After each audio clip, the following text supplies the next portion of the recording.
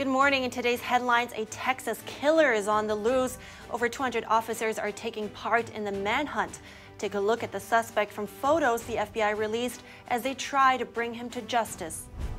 It's the second largest bank failure in U.S. history. First Republic becomes the third U.S. bank to fold since March.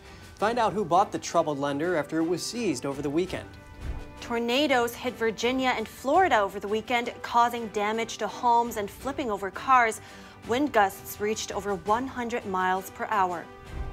Don't mess with Texas farmland. A new bill targets the purchase of agricultural land by citizens of hostile nations such as China or North Korea. And around the world in 80 days, you've probably heard of the book, but a pair of women tried that out in real life at 80 years old.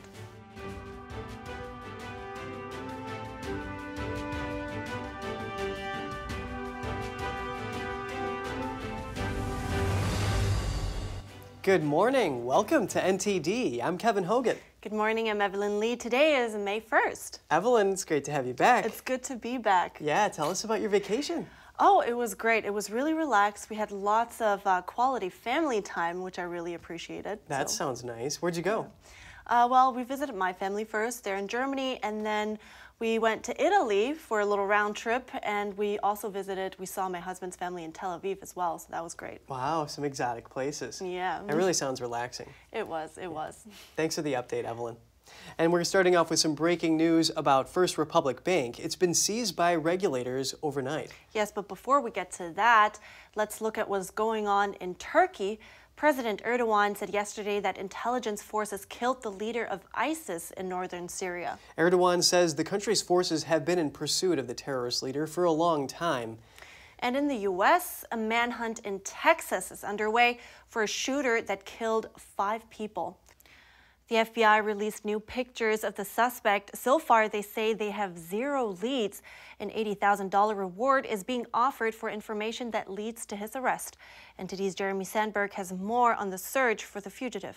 Right now, we're running into dead ends. Officials say over 200 officers from local and federal agencies are on a manhunt in Texas. 38-year-old Francisco Oropesa is accused of killing 5 of his neighbors and injuring 3 others. The FBI released these photos. He's described as a 5'8" Hispanic man with a goatee and short black hair. He has a tattoo of a woman on his left forearm. Oropesa is originally from Mexico. He is considered armed and dangerous. Investigators said Sunday they have no idea where he could be. We're asking everyone for your help so we can bring this suspect, or this monster, I will call him, to justice. The suspect's neighbors asked him to stop shooting his gun in his front yard in Cleveland, Texas on Friday. Footage from the neighbor's Ring doorbell shows him entering their house. Police believe some of the adults killed were trying to shield their children from bullets. Well, the three children that we loaded that night and put in the ambulance, they were covered in blood from the same ladies that were laying on top of them trying to protect them. The sheriff says the search began with dogs, men on horseback, and drones on Saturday, and were tracking the suspect with his cell phone. But the trail went cold when they found the phone and some of his clothing abandoned. The bloodshed has left the residents of the small town in southeastern Texas shaken up. I have 5 kids, and it is kind of scary. You never know where he can be, but I don't really think he will be here anymore. Authorities say the suspect might have already fled the country. The sheriff's office says his bond will be set at $5 million if arrested. Jeremy Sandberg, NTD News. Texas Governor Greg Abbott says the suspect is a top 10 fugitive and was in the country illegally. The 5 killed were also illegal immigrants. He says he's directed Operation Lone Star to be on the lookout for any attempts to flee the country. From fugitives to failures, First Republic Bank is back in the headlines. It's become the second largest bank failure in U.S. history. Regulators seized the troubled lender over the weekend and sold it. JPMorgan Chase Bank was the winning bidder. NTD's Jeremy Sandberg has more on the deal and what's next for First Republic's customers. JPMorgan Chase will be taking over all deposits and most of First Republic's assets. The Federal Deposit Insurance Corporation, or FDIC, says California regulators have closed First Republic and appointed JPMorgan Chase as receiver. First Republic Bank's 84 branches in 8 states will reopen Monday as branches of JPMorgan Chase. First Republic has struggled since the collapse of Silicon Valley Bank and Signature Bank in early March. It received a lifeline of $30 billion from the nation's largest banks, but that proved not to be enough. Investors and depositors grew increasingly concerned that the bank might not survive. Because of its high amount of uninsured deposits and exposure to low interest rate loans, it was seen as the most likely to fail next. The company reported its total deposits fell 41% in the first quarter, and that depositors pulled more than $100 billion out of the bank in April. Its stock plummeted 75% last week, with shares closing at $3.50 on Friday, down from roughly $170 a share it traded for a year ago, and dropped even further in after-hours trading. Its shares fell 97% since the problems at SVB surfaced. The seizure makes it the third U.S. bank to fail since March. Jeremy Sandberg, NTD News. The U.S. conducted its first evacuations of non-government personnel from Sudan over the weekend. Hundreds of Americans were able to reach a seaport after completing a dangerous land journey. NTD's Daniel Monahan brings us more. American drones provided armed overwatch for a bus convoy. It was carrying 200 to 300 Americans over 500 miles to Port Sudan. U.S. troops carried out security checks at the port and registered those who had fled the fighting. The evacuees were then welcomed on board a U.S. vessel. The U.S. had none of its officials on the ground for the evacuation. The United States has been criticized by families of trapped Americans in Sudan for first ruling out any U.S.-run evacuation for Americans, calling it too dangerous. More than a dozen other nations had already been carrying out evacuations of their citizens, using a mix of military planes, naval vessels, and on-the-ground personnel.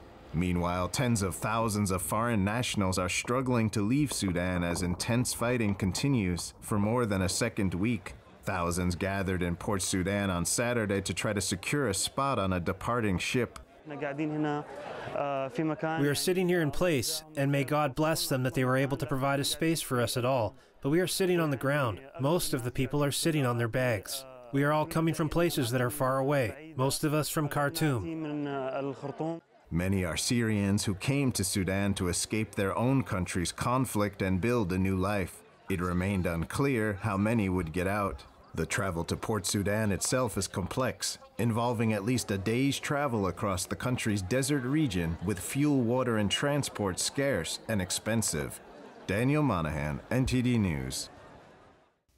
A bill in Colorado is causing some disagreement. The measure would increase criminal penalties for indecent exposure in view of a minor. The measure would make indecent exposure a Class 6 felony if committed in view of someone under 18. It's currently a Class 1 misdemeanor. Although introduced by Democrats, a majority of them voted against it. But the bill received unanimous Republican support. One state lawmaker feels the measure could be used to ban drag shows and harm transgender people. Democrat Representative Leslie Herod said the bill uses language like other measures around the nation that she believes are designed to single out transgender people. These types of laws have been used to ban drag shows, to target individuals who use the restroom of the sex that they identify with, a public restroom. Representative Shannon Bird was one of the Democrats who introduced the bill. Bird says the bill is about protecting children and making sure sex crimes against them are punished. The lawmaker added that every district attorney in the state backed the measure. A border crisis rally was held in Austin, Texas on Saturday. It demanded declaring an invasion at the southern border and defining Mexican cartels as terror organizations. It also called for seizing cartel bank accounts and assets and advocated for a Texas border defense unit to protect Texans. It was dubbed the How Many More rally and posed questions like how many more Texas communities must see their hospitals and schools overrun by non-citizens, or how many more Americans must die from fentanyl poisoning, or how many more illegal immigrants must be drowned or murdered and see their children sold into slavery. Organization member Mark Meckler addressed the crowd. We have an existential crisis at our southern border. The state's being invaded, we're under assault, and it affects not just folks here in Texas, but the entire country. We talk about human trafficking. I don't think we have human trafficking in this country. We have modern-day slavery in this country. We don't have an immigration problem in the United States. What we have is a slave trade problem. We have a drug trafficking problem, and it's directly related to the open border that we face. About a dozen speakers took to the stage over the course of the 3-hour rally. You can find the full broadcast on ntd.com.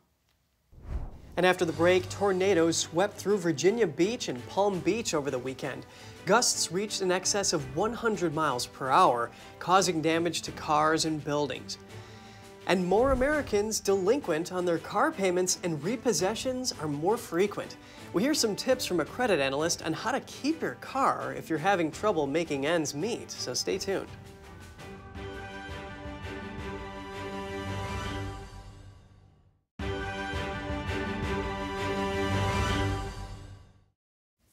Welcome back. A local state of emergency was declared by the city of Virginia Beach. That's after a tornado whirled through the area Sunday night. Eyewitness footage captured the moment when the tornado was about to hit. The extent of the damage is not yet clear, but according to fire officials, it included downed trees, roof collapses, and gas leaks. Officials estimate between 50 and 100 homes were damaged. No injuries or deaths have been reported. And a tornado swept through southeastern Florida over the weekend, bringing heavy rain and winds of over 100 miles per hour and causing damage to cars and other property. Here's NTD's Condemns with more. Oh my God. The tornado touched down in Palm Beach Gardens, Florida on Saturday. Eyewitness video captured the moment the car was flipped into the air and hurled debris all over the highway. More footage showed cars stacked onto one another in an open parking lot, as well as damage to buildings, including torn-off roofs. Trees were uprooted. According to eyewitness reports, it started out as just a thunderstorm. Then, from when it formed to when it hit, it was only a matter of minutes. The National Weather Service in Miami reported the twister as an EF2 tornado, characterized by wind gusts between 110 and 135 miles per hour. No fatalities and only minor injuries were reported. The National Weather Service on Saturday afternoon placed a large stretch of central Florida under tornado watch, as thunderstorms were hurling across the state. Officials confirmed emergency protocols were deactivated on Sunday. Storm damage caused major roadways to be closed, as authorities worked to clear debris and assess the damage. The tornado was part of a series of severe weather events that hit Florida over the weekend. Condemns, NTD News. A new Texas bill would ban the purchase of farmland by citizens of hostile foreign nations. The measure was passed by the state Senate. The bill targets countries officially listed as a national threat for 3 years in a row. That currently includes China, Russia, Iran, and North Korea. Permanent residents and dual citizens still would be allowed to buy land under the bill, though. The measure specifies that only land where foreign ownership would pose a threat is off limits. That means agriculture, oil, timber, and mineral-bearing areas. Other states have proposed laws to stop hostile foreign governments from purchasing U.S. land. Those include North Carolina and Florida. At the national level, Senator Tom Cotton introduced a bill last month on the topic. It would ban Chinese citizens from purchasing farmland and real estate in the U.S., with some exceptions. And on the topic of China, an aggressive maneuver in the South China Sea, a Chinese Coast Guard ship blocked a Philippine patrol vessel, causing a near collision. The White House put out a statement in support of the Philippines. It was the latest act of Beijing's aggression in one of the world's most hotly contested waterways. The Philippine patrol vessels had received radio warnings, ordering them to immediately leave what the Chinese Coast Guard claimed are Beijing's undisputable territories. Washington condemned the maneuver. The State Department said an armed attack in the Pacific would invoke a response under the U.S.-Philippines Defense Treaty. And back in the U.S., the number of Americans who are at least 60 days overdue on their car payments is up about 18% from last year, and auto repossessions are on the rise. I wanted to learn more about how families can navigate these difficult financial times, so I spoke with a lending expert. Have a listen. Joining me now is Ted Rossman, credit card analyst at Bankrate. Ted, it is so great to have you with us. Thanks for having me. This is just a tough situation. Nobody wants to lose sleep because they're worried about their car being repossessed because they chose to buy food and feed their family instead of making their car payment. Ted, what kind of advice do you have for families that are struggling right now? My top tip would be speak up and communicate with your lender. I know sometimes this sounds kind of odd, like, isn't that weird to let them know that you're having trouble? It's actually the best thing that you can do because they might be able to work with you. Maybe they can modify your loan agreement. Sometimes they're willing to let you skip a payment or two and tack it on to the back end of the loan, or maybe they could at least temporarily lower your interest rate or rearrange your due date or whatever it is. I actually think it really pays to speak up and see if they'll cut you a break. That's probably the simplest, easiest route to take. After that, then I think the decisions get tougher. You know, if that doesn't work, then I think you're in a position where you need to either consider ways to up your income or cut your expenses or, you know, maybe refinance or sell the car. It gets more complicated from there. Communication is key, and a little bit of relief can help. But why now? Are people buying cars that they can't afford, or are they just locked into these loans with these suddenly increasing rates, topped with red-hot inflation? I think inflation's a big part of it. Certainly what that's done to the car market. I mean, a lot of people are paying upwards of $40,000 for a new car now.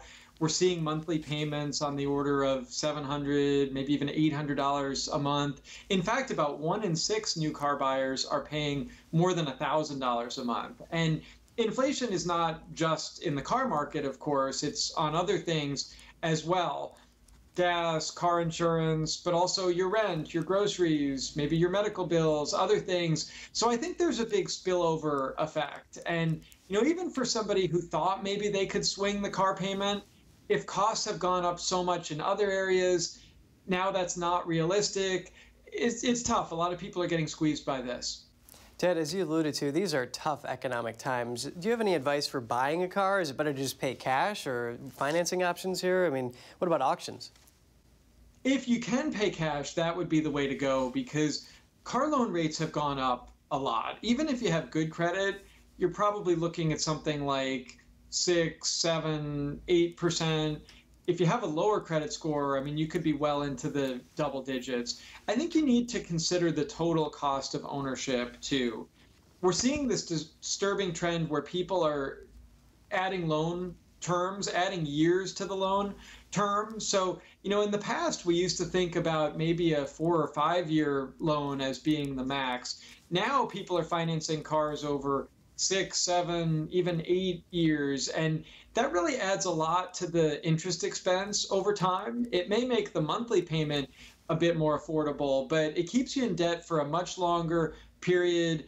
We're seeing more people underwater on car loans as well, where they owe more than the car is worth. I mean, it's a depreciating asset. It's important. It gets you to work and gets you around town. But think about that total cost of ownership. How does that fit into your budget? And what about other ancillary costs like insurance and gas? That time value of money, it really adds up over these longer loans. Ted Rossman, credit card analyst at Bankrate. It was really great hearing from you. Thank you. Coming up after the break, 2 friends decide to take the trip of a lifetime around the world to celebrate turning 80 years old.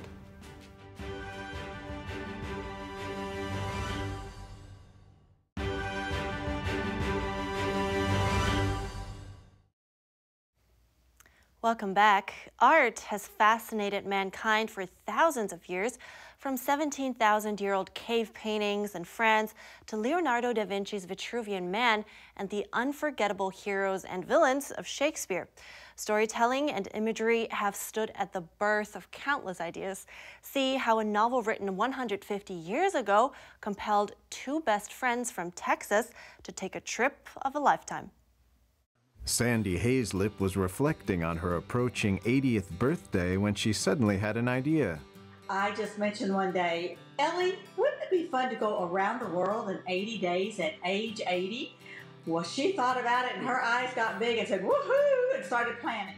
They had it all planned out, but then COVID came and shut the world down. But COVID didn't shut us down. So our new theme is Around the world in 80 days at 81 and still on the run. They kick things off in the cold country. Well, we started in the Antarctic because, we're doing 7 continents, 18 countries, 80 days. And just for your information, we did plan everything ourselves. And the pair didn't break the bank doing so either, averaging just $29 per person per night. That's the only way we could afford to do around the world in 80 days. After Antarctica, the two were scheduled to go to Peru, but political unrest shut the country down. So we just had to change at the very last minute and go to Argentina. And we had a great time in Argentina. Wonderful time. We just figured we got to go with the flow. Since then, they've been in the Australian outback, soaked up the beauty of Tasmania, taken a sleigh ride in the Arctic, and flown in a hot air balloon in Egypt. No problems, just fun, just an adventure. And we've made every single day. We've not like somebody sick in bed and we just can't do that. No. That has never happened for 78 days. We've been able to get up early every morning and do what we were going to do. They set some criteria for choosing the locations. Well, part of it was we definitely wanted to see some of the world wonders. And of course we wanted to go to all 7 continents.